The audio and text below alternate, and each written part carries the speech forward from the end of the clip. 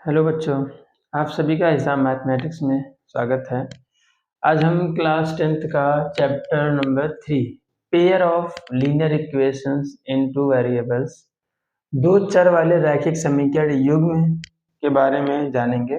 सबसे पहली बात करते हैं कि रैखिक समीकरण किसे कहते हैं। तो पहले क्या है, रैखिक समीकरण है, रैखिक समीकरण कहते हैं लीनियर इक्वेशन।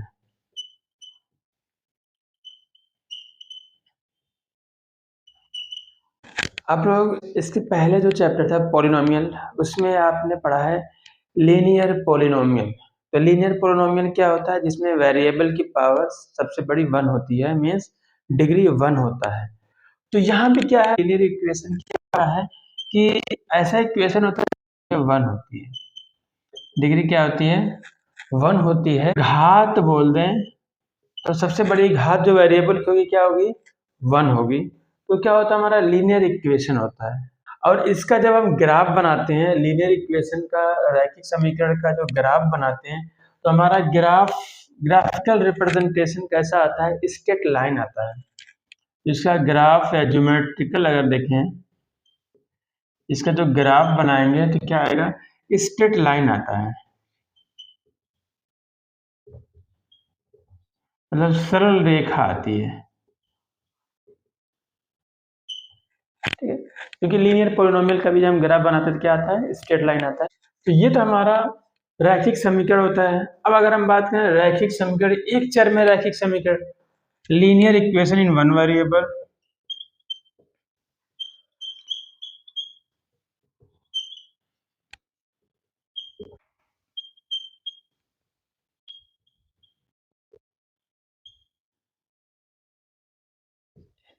एक चर में रैखिक समीकरण, एक चर में रैखिक समीकरण, linear equation in one variable या एक चर में रैखिक समीकरण को अगर जैसे हम एग्जांपल दें, हमारे पास है 3x + 2 = 0। ये हमारा क्या है, एक इक्वेशन है। कैसा इक्वेशन है, कैसे पहचानेंगे लीनियर है कैसा है, क्योंकि इसकी x की सबसे बड़ी पावर क्या है 1 है, वेरिएबल की पावर 1 है, मतलब डिग्री 1 का है। ये जो हमारा समीकरण, जो हमारा इक्वेशन है डिग्री 1 इसका है। ये कैसा इक्वेशन है, हमारा लीनियर इक्वेशन है। इस वेरिएबल में x वेरिएबल में, यहाँ पे सिर्फ 1 वेरिएबल है, क्या है x वेरिएबल है। यही हमारा क्या है, ये वेरिएबल है, इसी को हम बोलते हैं चर। एक चर में रैखिक समीकरण है, ठीक है। इसे अगर हम ग्राफ प्लॉट करेंगे तो कैसा आएगा, स्ट्रेट लाइन आएगी, ठीक है। तो linear equation in one variable हो गया। तो इसी प्रकार से अगर हम linear equation in two variable में बात करते हैं, तो हमारे पास दो वेरिएबल होंगे, जैसे एक x आ जाएगा, एक y आ जाएगा। देखते हैं, अगर हम बात करें linear equation in two variable,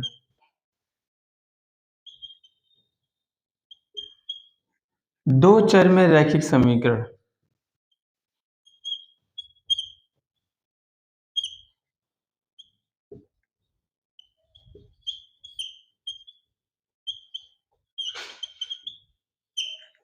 दो चर में रैखिक समीकरण। अब दो चर में रैखिक समीकरण, जैसे हमें अगर एक एग्जांपल देना हो, जैसे हमारे पास 2x + 3y = 5, ये है, ठीक है। या फिर इसको हम क्या लिख सकते हैं, 2x + 3y - 5 = 0। तो ये हमारा क्या होता है, दो चर में रैखिक समीकरण है। यहाँ पे चर क्या है, यहाँ पे चर या फिर वेरिएबल की बात करेंगे, तो यहाँ पे आपका वेरिएबल क्या है, दो वेरिएबल हैं, एक x है और एक y है। यहाँ पे दो वेरिएबल हैं x और y, ये तो कह रहे हैं दो चर में रैखिक समीकरण। रैखिक मतलब पावर क्या होगी, डिग्री क्या होगी 1 होगी। चर में दो चर होंगे, यहाँ पे एक चर x है y है।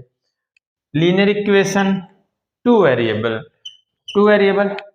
में यही होता है हमारा linear equation in two variable. इसमें x और y क्या है वेरिएबल है और इसमें जो इनकी अगर पावर देखेंगे, डिग्री देखेंगे, पूरे इक्वेशन डिग्री 1 है, क्योंकि यहाँ पे x की पावर 1 है, यहाँ पे y की पावर 1 है, तो पूरी डिग्री क्या हो जाएगी, 1 हो जाएगी। तो ये लीनियर इक्वेशन है। इस वेरिएबल में, दो वेरिएबल में, x और y में, linear equation in two variable का जनरल फॉर्म क्या होता है वो लिख लेते हैं। तो इसका जनरल फॉर्म क्या होता है, जिसे कहते हैं व्यापक रूप। किसका व्यापक रूप देख रहे हैं, दो चर में रैखिक समीकरण का, linear equation in two variable. इसका जनरल फॉर्म होता है plus B Y plus C is equal to 0। A x plus B Y plus C is equal to 0। और यहाँ पे कंडीशन क्या होती है इसकी, कंडीशन ये होती है कि हमारा जो कहते हैं वेयर,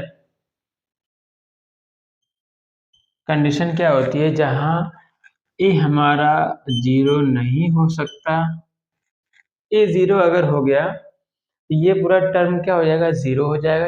ये टर्म 0 होने का मतलब है कि ये हमारा सिर्फ एक वेरिएबल में बच जाएगा, इसलिए ए 0 नहीं होना चाहिए। बी हमारा भी 0 नहीं होना चाहिए, बी की वैल्यू भी 0 नहीं होना चाहिए। बी 0 हुआ तो ये पूरा 0, मतलब खाली एक्स वेरिएबल में बचेगा, 1 वेरिएबल में बचेगा, तो हमें क्या 2 वेरिएबल में, तो ये दोनों 0 नहीं होना चाहिए। अगर इनकी साथ में बात करें तो अगर हमारा ए और बी, ये ए क्या है, कोफिशिएंट ऑफ एक्स है, बी क्या है, कोफिशिएंट ऑफ वाई है।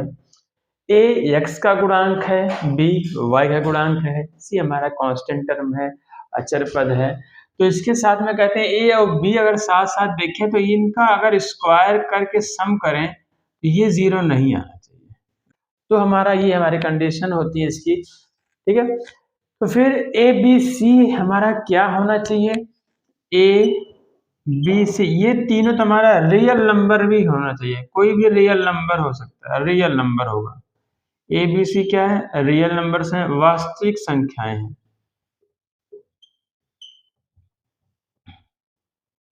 वास्तविक संख्याएं हैं।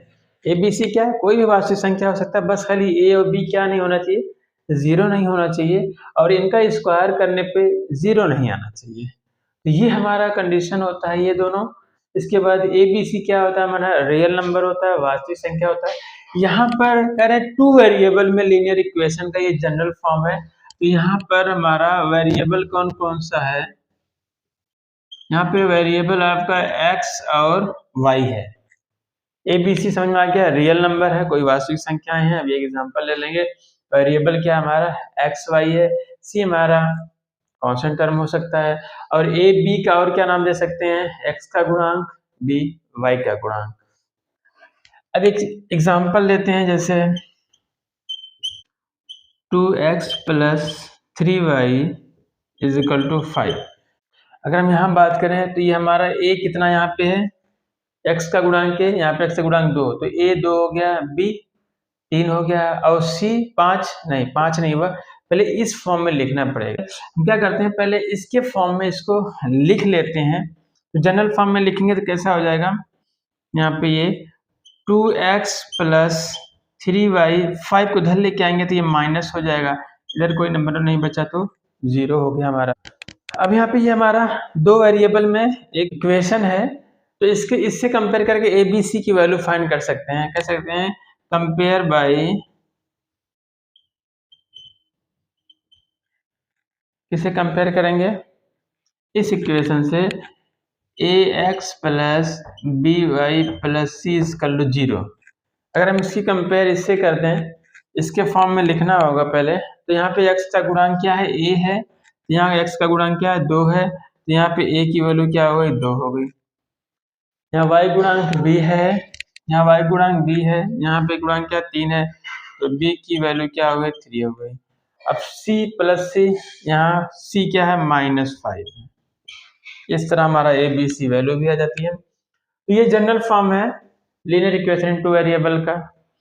अब क्या करना है हमें, अगर इसका भी हम ग्राफ बनाएंगे तो पता है कैसा आएगा, स्ट्रेट लाइन आएगा, एक सरल रेखा आएगी, एक सीधी रेखा आएगी। ये हमारा क्या है, दो चर में रैखिक समीकरण है, ठीक। अब हमें क्या करना है कि दो चर में रैखिक समीकरण युग्म देखना है, पेयर ऑफ लीनियर इक्वेशन, इसी फॉर्म का दो इक्वेशन होंगे। तो हमारा क्या होगा, pair of linear equation in two variable, pair of linear equation in two variables, दो चर में रैखिक समीकरण युग्म, दो चर में रैखिक समीकरण युग्म। इससे पहले हमने क्या देखा, linear equation in two variable में, दो वेरिएबल में एक लीनियर इक्वेशन देखा हमने। यहाँ पे क्या करना है, पेयर में देखना है। पेयर में क्या है, यहाँ पे दो चर में रैखिक समीकरण, यहाँ पे सिर्फ रैखिक समीकरण हमने देख लिया है। दो चर में दो रैखिक समीकरण है, तो इसका व्यापक फॉर्म क्या होगा, जनरल फॉर्म क्या होगा इसका, व्यापक रूप। अगर हम एक समीकरण को लिखें दो चर में, क्या होगा, ax plus B Y plus C equal to 0, ये हमारा होता है दो चर में रैखिक समीकरण। अब हमें क्या करना है, रैखिक समीकरण युग्म दिखाना है, पेयर ऑफ लीनियर इक्वेशन दिखाना है। यहाँ पे दो लीनियर इक्वेशन होगा हमारा, तो क्या करेंगे, तो जनरल फॉर्म के लिए यहाँ पे इसका 1 ba1 b1 c1 हो जाएगा। दूसरे के लिए भी लिखना होगा तो हम 2 लगा देंगे, a2x plus b2y plus c2 equal to 0। फिर यहाँ पे कहेंगे वेयर, अब यहाँ पे a1 b1 c1 a2 b2 c2, ये सब क्या है, ये रियल नंबर है, वास्तविक संख्याएं हैं, वास्तविक संख्याएं हैं। ये ऐसा नंबर नहीं होना चाहिए कि इनके गुणांक का, x से गुणांक और y के गुणांक का स्क्वायर करने पे 0 आ जाए, ये नहीं होना चाहिए, 0 नहीं आना चाहिए। ये कंडीशन है हमारे लीनियर इक्वेशन, टू वेरिएबल में लीनियर इक्वेशन कंडीशन ये है कि इनका a1 square plus b1 square करने पे 0 नहीं आना चाहिए। इसी तरीके से दूसरे वाले के लिए भी होगा, a2 square plus b2 square is not equal to 0। तो ये हमारा होता है जनरल फॉर्म होता है। हम जैसे हमने linear equation in two variable में देखा, बस क्या करना है, दो समीकरण को देखना है यहाँ पे। तो इसका भी अगर ग्राफ बनाएंगे, दोनों का भी ग्राफ बनाएंगे, क्या आएगा, स्ट्रेट लाइन आएगी, एक सरल रेखा ही आएगी। तो इस तरीके से ये, तो एक एग्जांपल ले लेते हैं इसका एग्जांपल लेते हैं 2x plus 3y minus 7 equal to 0। दूसरा इक्वेशन है 9x minus 2y plus 8 equal to 0। इसको कहते हैं समीकरण नंबर 1, इसको कहते हैं समीकरण नंबर 2।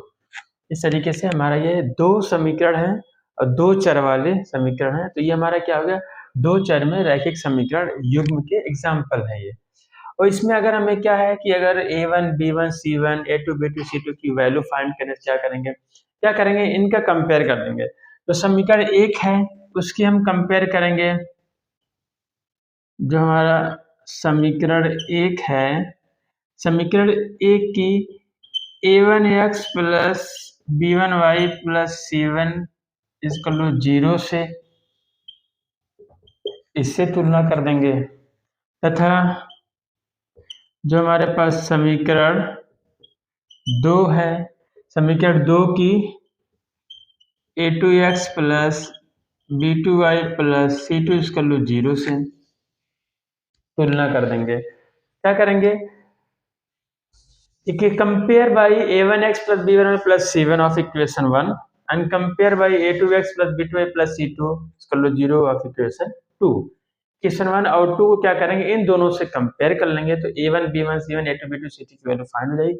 यहाँ पर a1 क्या हो जाएगा, तो पता है इसकी कंपेयर किससे करनी है, इस वाले इक्वेशन से। तो यहाँ पे x से गुणांक a1 है, यहाँ का x से गुणांक 2 है, तो a1 बराबर 2 हो गया। b1 क्या हो जाएगा, यहाँ पे y गुणांक b1 है, तो यहाँ पे 3 है, b1 इक्वल टू 3 हो गया।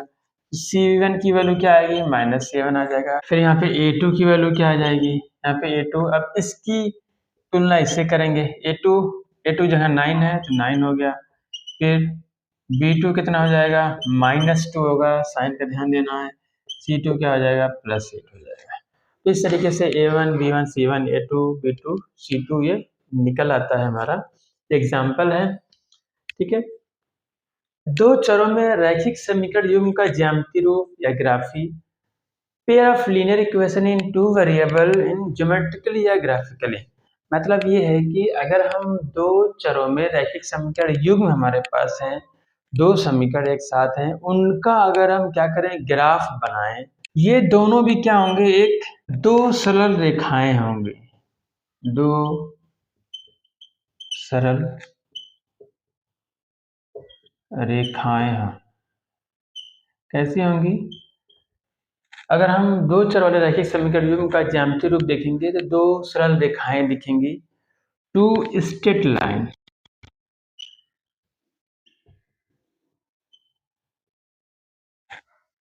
क्या होगा, ये टू स्ट्रेट लाइन दिखेंगे, दो सरल रेखाएं दिखेंगी।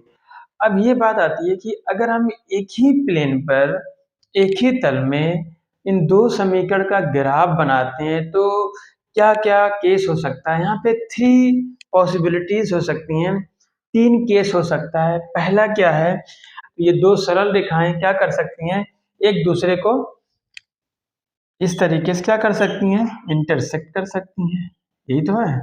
दो सरल रेखाएं अगर एक ही तल में बनाएं क्या कर सकती हैं, इंटरसेक्ट कर सकती हैं। ये अगर समीकरण हमारा क्या मान लेते हैं, a1x plus b1y plus c1 बराबर 0, ये समीकरण इसका ग्राफ है। ये जो सरल रेखा है मान लेते हैं दूसरा वाला जो हमारा a2x plus b2y plus c2 बराबर 0। तो पहला केस क्या हो सकता है, अगर एक ही तल में दो समीकरण युग्म को क्या करें, अगर हम उसका ग्राफ बनाएं तो क्या हो सकता है, इंटरसेक्टिंग लाइन हो सकती है, दोनों लाइन क्या हो सकती हैं, इंटरसेक्टिंग लाइन हो सकती है, प्रतिच्छेदी रेखाएं हो सकती हैं। The two line intersect at one point.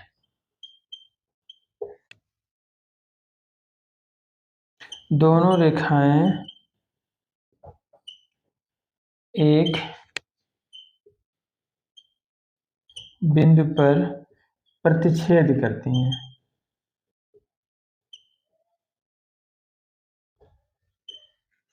एक तो ये हो सकता है, ये पहला केस है।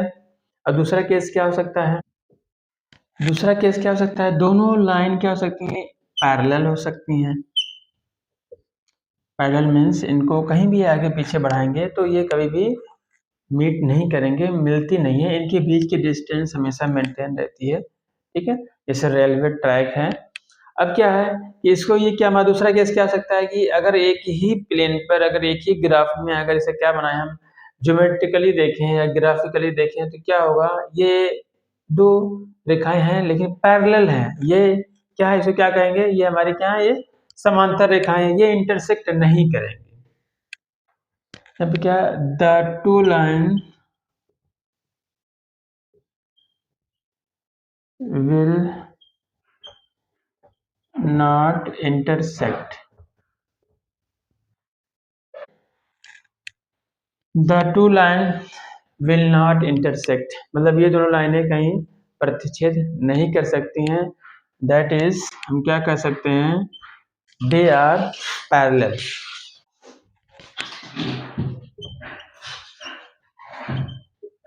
दे आर पैरेलल, ठीक है, दे आर पैरेलल। ठीक है, दूसरा केस क्या सकता है, मतलब दोनों रेखाएं प्रतिच्छेद प्रतिच्छेद नहीं करते, अर्थात वे समांतर हैं। कैसी हैं, समांतर हैं। तीसरा है, द टू लाइन्स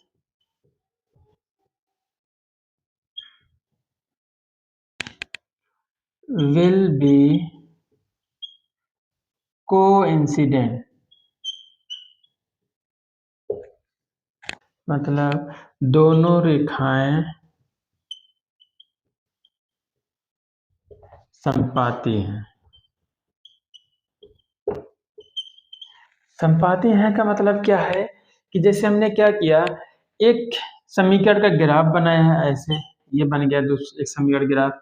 इसका मान लेते हैं हमने इसका बनाया है a1x plus b1y plus c1 equal to 0। हमने एक ग्राफ बनाया है इस तरीके की स्ट्रेट लाइन। फिर क्या किया, दूसरा ग्राफ बनाया है a2x plus b2y plus c2 equal to 0 का। तो क्या हो कि वो भी इसी लाइन पर ही आ जाए, कहीं इधर उधर ना होके सेम इसी लाइन पर भी दूसरी भी लाइन आ जाए। तो इसी को बोलते हैं संपाती या फिर कोइंसिडेंट बोलते हैं। तो ये हमारा दूसरा इक्वेशन हो जाएगा a2x plus b2y plus c2 बराबर 0। तो the two lines will be coincident, दोनों रेखाएं क्या संपाती हो सकती हैं, एक दूसरे पर ही आ जाए। तो एक बार और देख लेते हैं कैसे क्या है कि जैसे मान लेते हैं हमारे पास दो समीकरण होते हैं, ठीक है। जो दो चर में रैखिक समीकरण युग्म होते हैं वो दो रैखिक समीकरण होते हैं दो चर में। एक जैसे हमारा क्या होता है general form a1x plus b1y plus c1 equal to 0। दूसरा क्या होता है हमारा a2x plus b2y plus c2 equal to 0। ये होता है, ये समीकरण नंबर 1 होता है, ये हमारा समीकरण नंबर 2। ये इक्वेशन 1 इक्वेशन 2 होता है। हम क्या कहते हैं कि अगर इनका ग्राफ बनाएंगे क्या आएगा, स्ट्रेट लाइन आएगी। इसका भी ग्राफ बनाएंगे तो कैसी लाइन आएगी, ये भी स्ट्रेट लाइन आएगी। दोनों का ग्राफ अगर देखेंगे ज्योमेट्रिकल फॉर्म क्या होता है, स्ट्रेट लाइन होती है। अब ये कह रहे हैं कि इन दोनों को एक ही तल में एक ही प्लेन पर इनका ग्राफ बनाना है, दोनों का साथ में बनाना है। तो दोनों का साथ बनाएंगे तो दोनों क्या बनेगा, दो सरल रेखाएं ही होगी, टू स्ट्रेट लाइन ही बनेगी। लेकिन जब एक साथ बनाएंगे तो तीन केसेस होते हैं कहते हैं। पहला केस क्या होता है, अगर इनका ग्राफ बनाए हो सकता है कि दोनों क्या करें, एक दूसरे को इंटरसेक्ट करें, ठीक है। किसी एक पॉइंट पर दोनों लाइन क्या करें, एक लाइन अगर ये a1x ये हमारी क्या है, अगर a1x plus b1y plus c1 equal to 0, और ये दूसरी इक्वेशन में बोल देते हैं कि a2x plus b2y plus c2 बराबर 0। इसका ग्राफ है क्या है, दोनों एक दूसरे को इंटरसेक्ट कर रहे हैं, दोनों प्रतिच्छेद कर रहे हैं। या तो ये केस हो सकता है, या फिर क्या हो कि कहीं दोनों प्रतिच्छेद ही ना करें, एक समांतर रेखा में बन जाए, एक स्ट्रेट लाइन बन जाए। तो जैसे कि ये हमारा मान लेते हैं, ये हमारा a1x plus b1y plus c1 equal to 0 का ग्राफ हो गया, और दूसरा वाला मान लेते हैं a2x plus b2y plus c2 बराबर 0 ग्राफ हो गया। तो ये क्या हो गई, स्ट्रेट लाइन हो गई, ये कहीं नहीं मिलेंगे। या तो ये हो सकता है, या फिर तीसरा केस क्या हो जाए कि कोइंसिडेंट आ जाए, संपाती आ जाए, मतलब इसी के ऊपर ही दूसरी लाइन भी आ जाए। तो क्या होगा, तो यही है कि अगर इनका हम ग्राफ बनाएंगे तो हमारे पास तीन पॉसिबिलिटी है, तीन केस हो, इन तीनों में कोई एक आ सकता है। अगर हमारे पास दो रैखिक समीकरण हैं, उन दो रैखिक समीकरण का अगर हम ग्राफ बनाएं तो उनका जो रिप्रेजेंटेशन है ये इन तीनों में से कोई एक आ सकता है, कोई एक आएगा। केवल एक ही आने की पॉसिबिलिटी, चाहे ये आए या फिर ये आए या फिर ये केस आए। तो ये कब मालूम पड़ेगा, जब इसका हम ग्राफ बनाएंगे, ठीक है। जब इनका हम ग्राफ बनाएंगे तो इस ग्राफ में पता चल जाएगा कि इसका रिप्रेजेंटेशन कैसा है। तो एक चीज और यहाँ पे देख लेते हैं, जो हमारा ये a1x plus b1y plus c1 equal to 0 है, a2x plus b2y plus c2 equal to 0 है, ये हमारा क्या है, दो चर में रैखिक समीकरण युग्म है, या pair of linear equation in two variable है। ये कहेंगे ये हमारा अलजेब्राइक रिप्रेजेंटेशन है। कैसा है, अलजेब्राइक।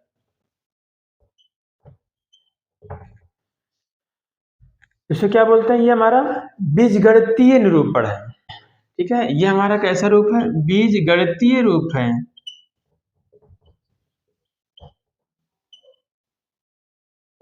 तो ये हमारा क्या है, अलजेब्राइक रिप्रेजेंटेशन है, बीजगणितीय निरूपण ये है। और फिर दूसरा क्या होता है, एक ग्राफिकली रिप्रेजेंटेशन या ज्योमेट्रिकली रिप्रेजेंटेशन। तो इसका जब हम क्या करेंगे, ये जब ग्राफ बनाएंगे, ये तीन केस हैं ग्राफ के, ये ग्राफ जब बनाएंगे इसको बोलते हैं ये हमारा ग्राफिकली रिप्रेजेंटेशन है, या फिर ज्योमेट्रिकली रिप्रेजेंटेशन है, या फिर ज्यामितीय रूप है। ये हमारे जो तीन केस होंगे क्या होंगे, ज्योमेट्रिकली रिप्रेजेंटेशन होंगे। ज्योमेट्रिकली क्या बोलते हैं हम, ग्राफिकली बोल सकते हैं या फिर ज्यामितीय। ये कैसा रूप है, ज्यामितीय रूप है। तो हम क्या है कि दो चर में रैखिक समीकरण युग्म का दो तरह से हम निरूपित कर सकते हैं, दो प्रकार से रिप्रेजेंट कर सकते हैं। एक कैसे होता है, एक अलजेब्राइक फॉर्म में, दूसरा क्या होता है ज्योमेट्रिकली फॉर्म में या फिर ग्राफिकली फॉर्म में। तो एक हम एग्जांपल ले लेते हैं, उस एग्जांपल का ग्राफ कैसे बनता है देख लेते हैं। बच्चों ये हमारा एक एग्जांपल है। Romila went to stationery shop and purchased 2 pencils and 3 erasers for ₹9। उसने क्या किया है, 9 रुपए में 2 पेंसिल और 3 इरेजर खरीदा है। Her friend Sonali saw the new variety of pencils and eraser with Romila, and she also bought 4 pencils and 6 eraser of the same kind for 18 rupees। फिर उसकी सहेली ने भी क्या किया, इसमें 4 पेंसिल और 6 इरेजर सेम प्रकार की उसने भी खरीद लिया। Represent this situation algebraically and graphically. कह रहा है इस सिचुएशन को हमें अल्जेब्रिकली और ज्योमेट्रिकली रिप्रेजेंट करना है। रोमिला एक स्टेशनरी की दुकान में गई और 9 रुपए में 2 पेंसिल तथा 3 रबड़ खरीदी। उसकी सहेली सोनाली ने रोमिला के पास नई तरह की पेंसिल और रबड़ देखी और उसने भी 18 रुपए में उसी तरह की 4 पेंसिल और 6 रबड़ खरीदी। इस स्थिति को बीजगणितीय तथा ग्राफी मतलब ज्यामिति रूप में व्यक्त कीजिए। मतलब क्या है यहाँ पर कि दो फ्रेंड है, एक रोमिला है, इसको सॉल्व करेंगे तो एक रोमिला है, ठीक है, और उसकी एक फ्रेंड है, उसका नाम है सोनाली, एक सोनाली है, ठीक है। ये है दो। ये मार्केट से क्या करती है, कितने रबड़ खरीदती है, मार्केट से 2 पेंसिल, कितना, ये 2 पेंसिल खरीदती है और क्या खरीदती है, 3 इरेजर खरीदती है, 3 रबर खरीदती है मार्केट से। तो उसका जो पेमेंट करती है कितना है, ये देती है 9 रुपए, दोनों का मिला के 9 रुपए देती है। फिर सोनाली सोनाली भी क्या करती है, सेम टाइप की पेंसिल और रबर खरीदती है, कितने, वो 4 पेंसिल खरीदती है और कितने इरेजर खरीदती है, रबर 6 रबड़ खरीदती है, 6 इरेजर खरीदती है। ये कितने में खरीदती है, 18 रुपीज में, 18 रुपए में खरीदती है, ठीक।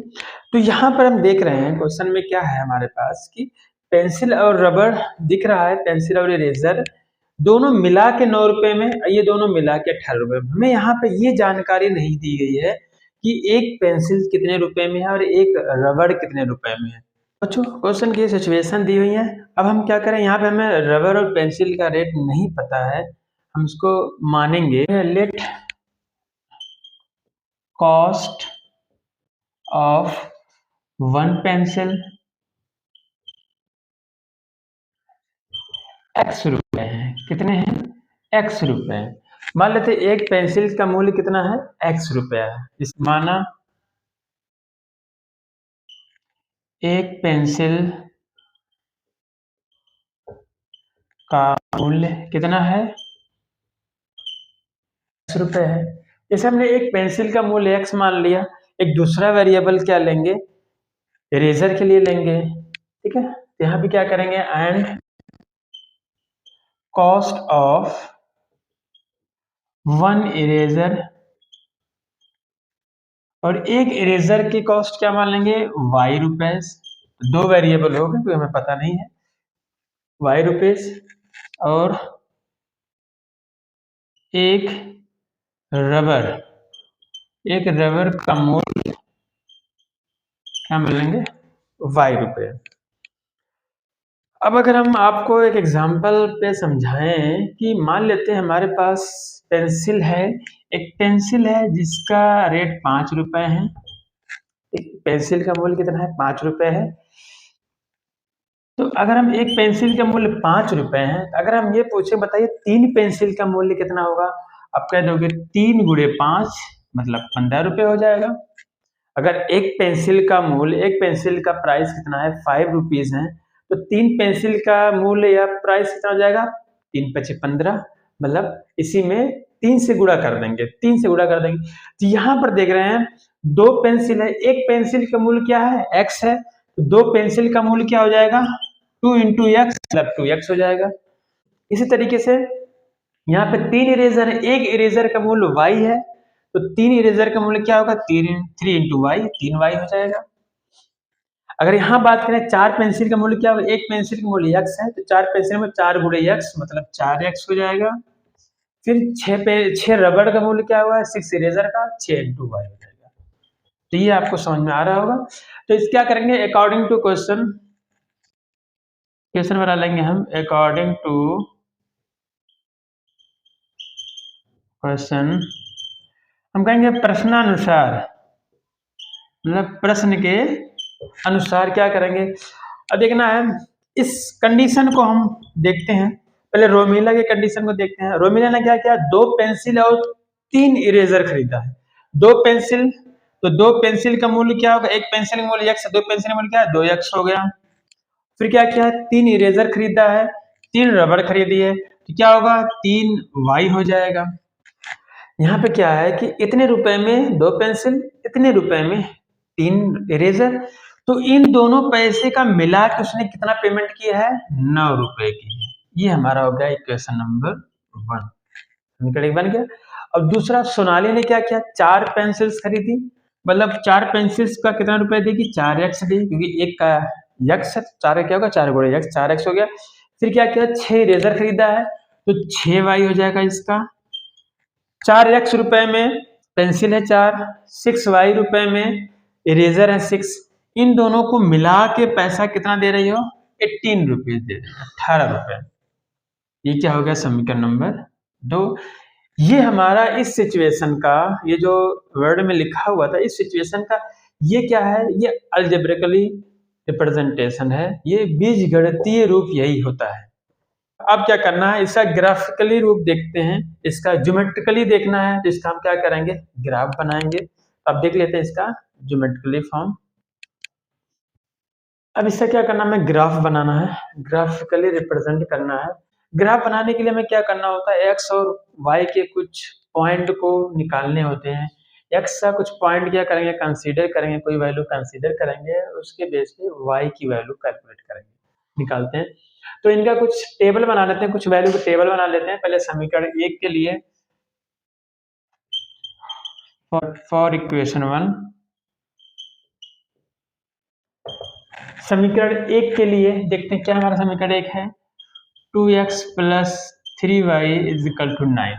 ये है, हमें क्या करना है, टेबल बनाना है, x और y की कुछ वैल्यू निकालनी है, ज़्यादा वैल्यू नहीं, 2 वैल्यूज, एक x की वैल्यूज हम कंसीडर करेंगे, उसके रिस्पेक्ट में y की वैल्यू निकालेंगे। तो यहाँ पे टेबल हमारा हो गया, किसके लिए है, समीकरण नंबर 1 के लिए, वो हमारा वो टेबल होगा। तो यहाँ पे हम y बराबर पहले निकाल लेंगे, क्योंकि x की वैल्यू रखेंगे, y बराबर क्या हो जाएगा, यहाँ से हमें पता है 3y = हो जाएगा 9 इंटू, ये प्लस इधर आया तो -2x हो गया। फिर y की इक्वल टू कितना हो जाएगा, ये मल्टीप्लाई है 3 की फॉर्म में, ये 3 इंटू मल्टीप्लाई है, तो y = 9 - 2x upon 3, y = 9 - 2x upon 3। अब क्या करेंगे, यहाँ पे x की वैल्यू एक हम 0 ले लेते हैं,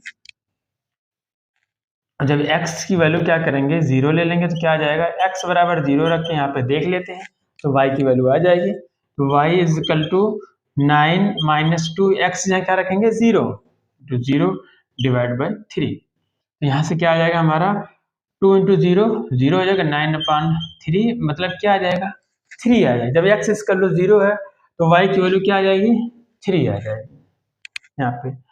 अब क्या करते हैं, यहाँ पे मान लेते हैं 1 भी ले सकते हैं, 2 भी ले सकते हैं, 3 भी ले सकते हैं, तो कोई 2 वैल्यू ले सकते हो। मैं एक 3 ले लेता हूँ यहाँ पे, x की वैल्यू, जरूर नहीं 3 ही लें, 6 भी ले सकते हैं, 8 भी ले सकते हैं, 2 पॉइंट हमें निकालने होते हैं। x = 3 ले लेते हैं, तो y की वैल्यू क्या आ जाएगी, x की जगह 3 रख देंगे यहाँ पे, 9 × 2 × 3 / 3, 9 - 2 3 6 / 3, 9 में से 6 गए 3, 3/3 = 1, मतलब जब x की वैल्यू 3 है तो y की वैल्यू 1 आ गया।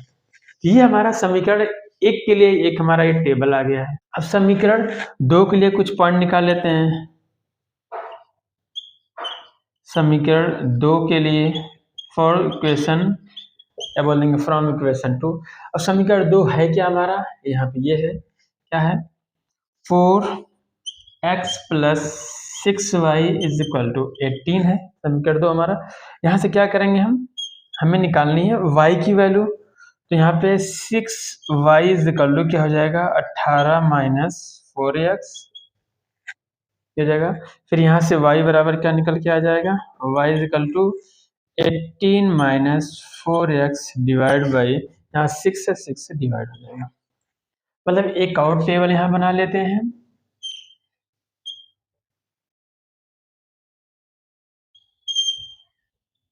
x और y के लिए एक और टेबल बना लेते हैं। ये समीकरण नंबर 1 के लिए है, ये समीकरण नंबर 2 के लिए होगा।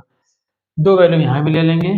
एक x की वैल्यू क्या लेते हैं, 0, इसके रिस्पेक्ट में y निकाल लेते हैं, इसके लिए निकाल रहे हैं। तो y क्या हो जाएगा, 18 - 4 × 0/6। यहाँ से क्या आ जाएगा आपका, 4 0 हो जाएगा, 4 × 0 0 हो जाएगा, 18/6 मतलब 3 आ जाएगा। मतलब यहाँ पे अगर 0 है तो इसकी वैल्यू भी क्या आती है, 3 आती है। अब एक x की वैल्यू क्या ले लेते हैं, यहाँ पे 6 ले लेते हैं। x बराबर 6 ले लें तो y की वैल्यू क्या आ जाता है, y = 18 - 4 × 6/6। यहाँ पे 18 - 4 × 6 24, 24/6 क्या करेंगे, 18 में 24 घटा नहीं सकते, 24 में से 18 घटाएंगे आएगा 6, लेकिन साइन कौन सा है, माइनस का बड़ा नंबर है, -6/6 -1, मतलब इसकी वैल्यू क्या आ जाएगी, -1। दो टेबल आ गए, ये समीकरण 1 के लिए, ये समीकरण 2 के लिए। अब क्या करेंगे, बारी बारी से ग्राफ पेपर पे इसका पॉइंट को रिप्रेजेंट करके ग्राफ बनाएंगे। तो बच्चों ये हमारे पॉइंट आ गए x और y के, समीकरण 1 के लिए, समीकरण 2 के लिए। तो पहले समीकरण 1 का, इसका पहले हम ग्राफ बना लेते हैं ग्राफ पेपर पर। आप ग्राफ पेपर में बनाओगे, मैं यहाँ पे दिखा देता हूँ कैसे बनता है। ये हो गया आपका, ये x एक्सिस होता है, ये y एक्सिस होता है, ये आपका नेगेटिव, ये नेगेटिव x एक्सिस। तो यहाँ पे ये हमारा मूल बिंदु होता है, ओरिजिन होता है, 0 होता है। इसके आगे ये 1 2 3 4 5 ऐसे कुछ वैल्यू आप दिखा दोगे। ये कितना होता है, ये +1, ये +2 3 4 5 6 ऐसे कुछ वैल्यू दिखा दो। आप माइनस दिखाओगे, -1 -2 -3 -4 -5, इस तरीके से। ये हमारा -1, ये क्या है, -2, ये क्या है, -3, ये क्या है, -4, इस तरीके से ये वैल्यू आ जाती है। तो अब क्या करना है, पहले समीकरण का ग्राफ बनाते हैं। तो यहाँ पे देख रहे हैं, जब x बराबर 0, तो ये हमारा x एक्सिस होता है, ये हमारा y एक्सिस होता है। तो x को 0 कहाँ है, x इसका 0 कहाँ है, यहाँ पर है। यहाँ पे दोनों के लिए 0 होता है, x y दोनों के लिए यहाँ पे क्या होता है, 0 होता है। तो x बराबर 0 यहाँ है, x बराबर 0, फिर y इक्वल 3। तो x एक्सिस से पहले चलते हैं, x एक्सिस से कहीं नहीं चलना क्योंकि 0 ही 0 हो गया, y इक्वल 3, तो y इक्वल 3 यहाँ पे, ये हमारा पहला पॉइंट हो गया। इसका, इसकी यहाँ पे इसके कोऑर्डिनेट क्या हो जाएंगे, इसके बिंदु क्या हो जाएंगे, 0, 3, ये पहला पॉइंट आ गया। अब x इक्वल 3 पे y इक्वल 1 है, तो x से पहले कहाँ जाएंगे, 3, ये 3 आ गए। y क्या है, y इक्वल 1, तो इस 1 के रेस्पेक्ट में इसके ऊपर आएंगे, यहाँ पर ये। तो ये हमारा पॉइंट क्या हो जाएगा, 3, 1, ये दो पॉइंट आ गए। अब क्या करेंगे, स्केल से इनको सीधी रेखा में से मिला देंगे। इनको क्या करेंगे, एक स्केल से इसको क्या करेंगे, मिला देंगे। ये हमारा क्या बन जाएगा, एक स्ट्रेट लाइन आ जाएगी। और ये स्ट्रेट लाइन किस इक्वेशन की है, इसकी है, 2x + 3y = 9। ये होता है हमारा अलजेब्रिकली रिप्रेजेंटेशन, और ये हमारा होता है ग्राफिकली रिप्रेजेंटेशन। तो इस सिचुएशन का ये अलजेब्रिकली हो गया, और ये आपका ये अलजेब्राइक फॉर्म हो गया, और ये आपका हो गया ग्राफिकली रूप।